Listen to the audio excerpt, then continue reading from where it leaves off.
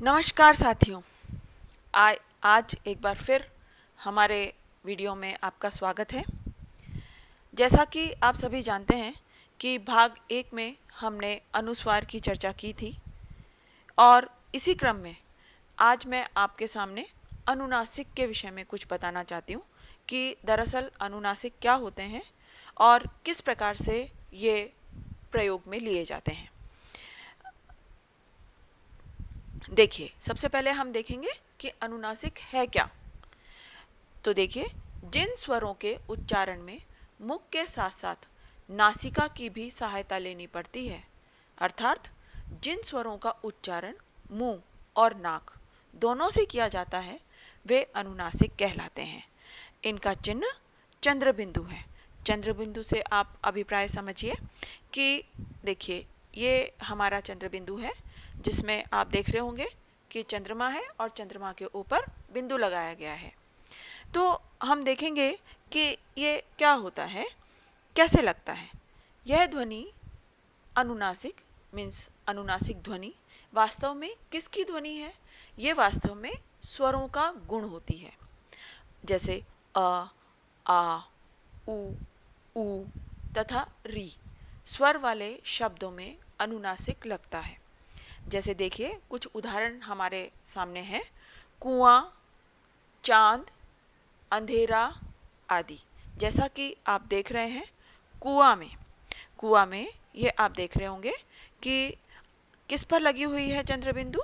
चंद्र बिंदु लगा हुआ है आ पर, यानी कि स्वर पर। उसी प्रकार से चांद शब्द है, चांद में किस पर लगा हुआ है? आ, ये भी स्वर है। तो चांद में से आ पर यह चंद्र बिंदु आपके सामने लगा हुआ है। तीसरा शब्द अंधेरा। अंधेरा शब्द में भी अ, उसके साथ साथ अ के ऊपर हमने चंद्र बिंदु लगाया है, यानी कि हम देखें तो ये किसकी ध्वनि हुई, किसका गुण हुआ? यह हुआ स्वरों का गुण। जैसा कि आप सभी परिचित हैं कि अनुनासिक, जब हम अनुनासिक वाला कोई शब्द जब हम बोलते हैं तो केवल मुंह से आवाज नहीं आती, वरन किसके साथ साथ किससे भी आवाज आती है? नाक से भी आवाज आती है। जैसे एक बार मैं आपको उच्चारण करके बताऊंगी, कुआं। अब आपने सुना। दूसरा शब्द मैं आपके सामने बोलकर बताती हूँ, चांद। चांद में आपने सुना होगा आ के साथ साथ एक और ध्वनि आ रही है जो किसकी ध्वनि है? अनुनासिक की ध्वनि है। उसी प्रकार से अंधेरा, अंधेरा में अ में अनुनासिक की ध्वनि सुनाई दे रही है। दोस्तों, अब प्रश्न यह है कि इसमें और भी तो स्वर होते हैं, यानी अ, आ, उ तथा री स्वर के साथ साथ और भी दूसरे स्वर होते हैं, जैसे कि ए, ऐ, ओ, औ। फिर इन स्वरों पर अनुनासिक का प्रयोग किस प्रकार होता है? इस प्रश्न के अतिरिक्त कुछ शब्दों को पढ़ने पर हमें लगता है कि यहाँ अनुस्वार का प्रयोग किया गया है, परंतु यहाँ तो अनुनासिक आना चाहिए था। इन सभी प्रश्नों के उत्तर में एक नियम है। देखिए, उस नियम को दिखाने के लिए मैं आपको ले चलती हूँ हमारी अगली स्लाइड पर। देखिए कि अनुनासिक के स्थान पर कभी कभी अनुस्वार लगाया जाता है, यानी अनुस्वार बिंदु के रूप में उसका प्रयोग किया जाता है। तो क्यों ऐसा किया जाता है? तो देखिए, इसका नियम है, जिन स्वरों में शिरोरेखा के ऊपर मात्रा चिन्ह आते हैं वहां अनुनासिक के लिए जगह की कमी के कारण अनुस्वार बिंदु लगाया जाता है। अब आप देखिए कि आखिर शिरोरेखा क्या होती है। तो नीचे हमने नोट में जैसा कि लिखा हुआ है कि शब्द के ऊपर खींची जाने वाली लाइन शिरोरेखा कहलाती है। जैसा कि मैं अभी आपको शिरोरेखा के बारे में परिचित करवाती हूँ। देखिए, जैसे ये जितने भी शब्द आप देख रहे हैं, ये सारे शब्द हमने यहाँ पे लिखे हुए हैं। उन सभी शब्दों में ये ऊपर लाइन खींची हुई है। जैसे सभी में देखिए ऊपर लाइन खींची हुई है। दरअसल इसी लाइन को शिरोरेखा कहा जाता है। अब हम आगे चलते हैं कि इस नियम को, ये जो नियम अभी हमने अपनी पिछली स्लाइड में देखा, पढ़ा और सुना, समझा कि किस प्रकार से कभी कभी अनुनासिक के स्थान पर हम अनुस्वार का प्रयोग कर देते हैं।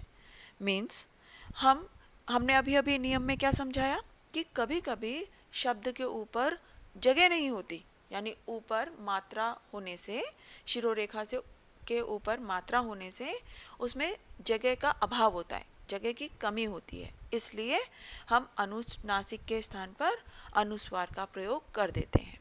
जैसे देखिए आप, हमारे सामने यहाँ पर उदाहरण स्वरूप 3 शब्द हैं। नहीं, नहीं, इसमें हमने पहले वाले में अनुनासिक यानी चंद्र बिंदु लगाया हुआ है तथा दूसरे वाले में नहीं में अनुनासिक के स्थान पर अनुस्वार लगा रखा है। उसी प्रकार से म में अनुनासिक के स्थान पर दूसरे वाले म में हमने अनुस्वार का प्रयोग किया है, यानी कि खाली बिंदु का प्रयोग किया है। उसी प्रकार अगला देखिए, गोंद, गोंद, जैसा कि औद, ओ में अनुनासिक की ध्वनि स्पष्ट सुनाई दे रही है, यानी कि बिल्कुल क्लियर हमारे सामने है, लेकिन उसके उपरांत भी हमने अनुनासिक के स्थान पर अनुस्वार का प्रयोग किया हुआ है। तो ऐसा क्यों है? क्योंकि जैसा कि आप देख रहे हैं यहाँ पर जगह का अभाव है। मैं एक बार आपको फिर से स्पष्ट कर दूं कि जैसा कि आप नहीं में यहाँ पर देख रहे हैं कि अनुनासिक लगा हुआ है, लेकिन अनुनासिक लगाने की जगह यहाँ पर नहीं है, इसीलिए हमने यहाँ पर इस नहीं में अनुनासिक के स्थान पर अनुस्वार लगा रखा है। उसी प्रकार मैं में अनुनासिक के स्थान पर यहाँ पर मैं में अनुस्वार लगाया हुआ है। उसी प्रकार गोंद, गोंद में भी हमने अनुनासिक के स्थान पर अनुस्वार लगाया हुआ है। अब इन चिन्हों पर जब हम अनुनासिक का चिन्ह लगा रहे हैं तो पाते हैं उनके लिए पर्याप्त स्थान नहीं है। जैसा कि अभी मैंने आपको अपनी पिछली स्लाइड में दिखाया है कि हमने सब कुछ तीनों शब्दों पर देखा कि तीनों ही शब्दों में नहीं, मैं और गोंद में अनुनासिक लगना था, लेकिन अनुनासिक के स्थान पर हमने अनुस्वार का प्रयोग कर रखा है, क्योंकि उसमें जगह की कमी थी। जगह की कमी होने के कारण से हमने अनुनासिक न लगा करके अनुस्वार लगाया, लेकिन इससे उच्चारण में किसी प्रकार का अंतर नहीं आता। यानी उच्चारण में जब हम उसका उच्चारण करके देखते हैं तो उसमें हम किसी प्रकार का अंतर नहीं पाते। यानी कि ऐसा नहीं है कि लगना था अनुनासिक, हमने लगा दिया अनुस्वार, तो उच्चारण में भी हम अनुस्वार की तरह पढ़ेंगे उसे, नहीं, हम उसे अनुनासिक ही पढ़ेंगे। आगे देखिए कि कुछ बातें ऐसी होती हैं जो हमें ध्यान देनी चाहिए कि किन स्थितियों में अनुस्वार का प्रयोग नहीं होता। इसमें अलग अलग चीजें हैं। पहला बिंदु देखिए, जिन शब्दों में भिन्न नासिक्य व्यंजन संयुक्त होते हैं, यानी एक साथ 2 नासिक्य व्यंजनों का प्रयोग होता है। जैसा कि हमने अपने भाग 1 में आपको नासिक्य व्यंजनों के विषय में बताया था, और नासिक्य व्यंजन कौन से थे कि क वर्ग का अंतिम वर्ण अंग, च वर्ग का अंतिम वर्ण न्य, ट वर्ग का अंतिम वर्ण ण, त वर्ग का अंतिम वर्ण न और प वर्ग का अंतिम वर्ण म। इसीलिए आप यहाँ पर देख सकते हैं कि हमारे इस शब्द में, यानी यहाँ पर इस शब्द को हम पढ़ेंगे वांग्मय। इस वांग्मय शब्द में आप देख रहे होंगे कि ये नासिक्य वर्ण है, यानी क वर्ग का अंतिम वर्ण है, और इसी के साथ साथ यह म, यह भी नासिक्य का ही, यानी नासिक्य ही ध्वनि है, और ये किसका है? प वर्ग का अंतिम वर्ण है।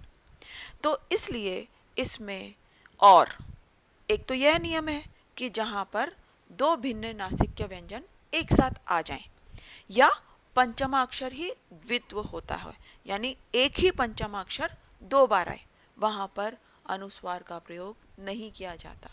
जैसे आप यहाँ पर देख रहे होंगे कि जन्म, जन्म में न नासिक्य व्यंजन है और म भी नासिक्य व्यंजन है। तो ये तो हमारा उदाहरण हो गया 2 नासिक्य व्यंजन एक साथ जब आते हैं उसका।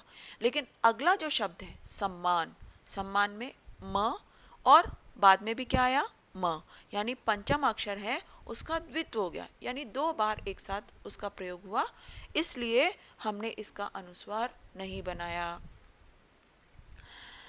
अब हम इसमें देखेंगे कि पहले शब्द वांग्मय में भिन्न नासिक्य व्यंजन ग और म एक साथ आए थे, जैसा कि अभी आपने स्लाइड में देखा, और इसी प्रकार जन्म में भी 2 भिन्न संयुक्त नासिक्य एक साथ आए हैं, जबकि सम्मान में पंचमाक्षर का द्वित्व है, अर्थात नासिक्य व्यंजन है तो एक ही, परंतु म आधा और म पूरा, इसलिए दोनों एक साथ होने के कारण से ये द्वित्व हो गया। अतः इन सभी शब्दों में अनुस्वार का प्रयोग नहीं किया गया। अब हम दूसरा एक और बिंदु देखें। यदि पंचमण य व ह से पूर्व आता है तो उसका अनुस्वार रूप नहीं होता, ये एक नियम है। इसके लिए आप उदाहरण देखिए। उदाहरण में मैं आपको समझाने की कोशिश करती हूँ कि किस प्रकार से ये होता है। जैसा कि आप इस शब्द में देख रहे हैं पुण्य, पुण्य में ये जो आप देख रहे हैं ये क्या है, ण। ण ये किसका नासिक्य व्यंजन है, ये ट ठ ड ढ ण, यानी ट वर्ग का अंतिम वर्ण है, इसलिए नियमानुसार यह अनुस्वार रूप में होना चाहिए था। लेकिन हमारा ये नियम क्या कहता है कि यदि पंचम वर्ण य व ह से पूर्व आता है, तो यहां पर इसमें आप देख रहे होंगे ये क्या है, य, इसलिए य के पहले आने के कारण से ये अनुस्वार के रूप में नहीं लगा, बल्कि हमने इसको आधे के रूप में यानी आधा व्यंजन लगाया है।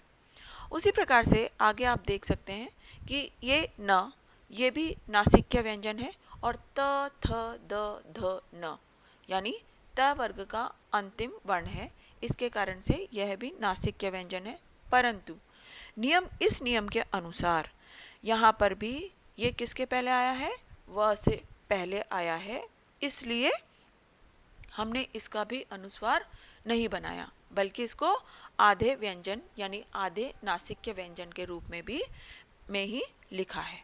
अब हम आगे देखें तो यहाँ पर आप देख रहे होंगे कि म, तुम्हें, तुम्हें में म है वह प फ ब भ म, यानी कि प वर्ग का अंतिम व्यंजन है, और प वर्ग का अंतिम व्यंजन म एक नासिक्य व्यंजन है, लेकिन उपर्युक्त इस नियम के अनुसार ये ह से पहले आया है, इसलिए इसे भी अनुस्वार के रूप में नहीं लगाया गया।